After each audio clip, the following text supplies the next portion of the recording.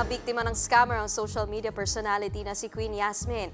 Ang suspect nagpanggap na taga-bangko at napapayag ang biktima na mag-transfer ng pera. Nasa frontline ng balitang yan si Faith Del Mundo, exclusive. Palaban sa sayawan, palaban sa aktingan, Sobrang busy sa work. at palaban sa pa-spoken poetry. Honesty is the best policy of the world. Siya ang social media personality na si Queen Yasmin at maging siya na biktima na rin daw ng mga scammer. Higit 15,000 pesos ang natangay ng scammer mula sa kanyang bank account. Sa eksklusibong panayam ng News 5 kay Queen Yasmin, ikinuwento niya sa amin ng modus. May tumawag daw sa kanya at nagpakilalang taga-bangko. Inutusan siyang mag-transfer ng pera. Kumagat naman si Queen Yasmin sa pag-aakalang legit na taga-bangko ang kanyang kausap.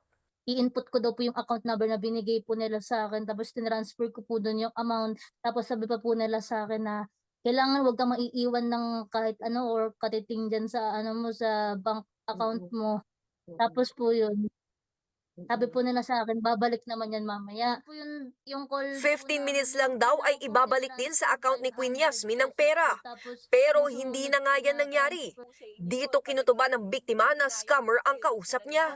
Yun nga lang, huli na ang lahat.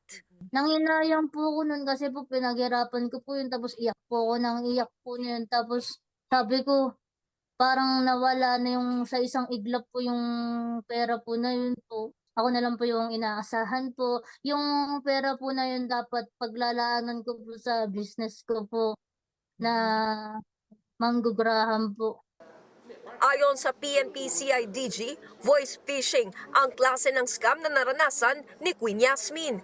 Pagka may mga ganyang senaryo na kahit naman sabihin niyang taga-bangko yan, hindi kanya uutusan na ililipat mo yung bangko sa yung account mo na sa iyo mismo at sasabihin niyang ilipat mo sa ganitong account. Ano yung red flag yun? Na wag nating susundin.